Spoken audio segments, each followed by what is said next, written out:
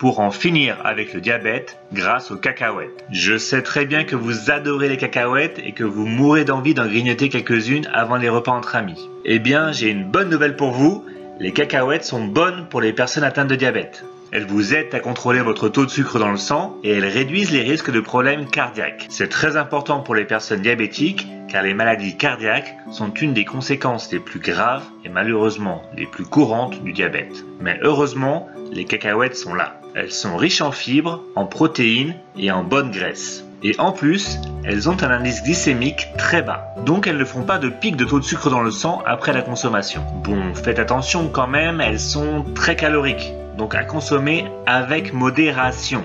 C'est bien de les consommer un peu avant les repas, en apéritif, car elles réduisent l'appétit en donnant un sentiment de satiété. Et je sais qu'elles sont délicieuses grillées et salées, mais soyons un peu sérieux, elles sont très bonnes aussi au naturel dans leur gousse, et bien évidemment, c'est comme cela qu'il faut les consommer car elles sont bien meilleures pour la santé. Et en plus, les cacahuètes en gousse se conservent facilement pendant 3 mois dans un récipient bien fermé au réfrigérateur. Maintenant, revenons un peu sur les avantages des cacahuètes contre le diabète. Premièrement, elles sont riches en fibres, donc elles favorisent la digestion des sucres par l'intestin et cela aide à contrôler le taux de sucre dans le sang. D'ailleurs, vous ne le savez peut-être pas, mais les cacahuètes ne sont pas de la même famille que les noix et les noisettes. En effet, les noix poussent à l'air libre et ont la coque dure pour protéger leurs graines, alors que les cacahuètes poussent sous terre et ont une coque assez molle. Le nom cacahuète signifie d'ailleurs cacao de la terre en langage aztèque, car les Aztèques ont été les premiers à les cultiver. Et les cacahuètes font donc partie de la famille des légumineuses, comme les lentilles, les fèves et le soja.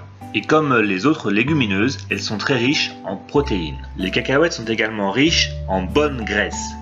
Les matières grasses, ou les lipides, sont une partie importante de notre alimentation, puisqu'elles contribuent à de nombreux aspects essentiels à notre survie. Elles participent à la synthèse des hormones, à la fertilité, à la régulation de la température du corps, elles permettent l'absorption des vitamines et elles procurent un sentiment de satiété.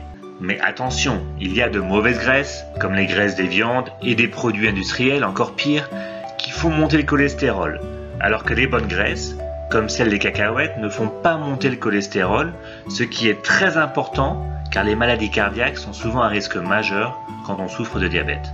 Les cacahuètes contiennent également des vitamines B, C, E et elles sont riches en potassium.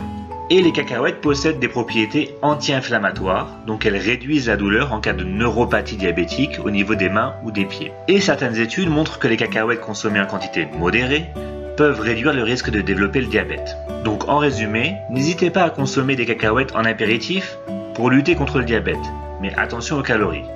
Pour vous en convaincre, voici une image de 100 calories de cacahuètes comparée à 100 calories de concombre et 100 calories de raisin. Impressionnant, non? Je vous conseille donc de vous limiter à une dizaine de cacahuètes par jour. Voilà, j'espère que vous avez aimé cette vidéo et si c'est le cas, n'hésitez pas à mettre un petit like sous la vidéo et n'oubliez pas de vous abonner à la chaîne pour plus de vidéos sur le diabète. À bientôt!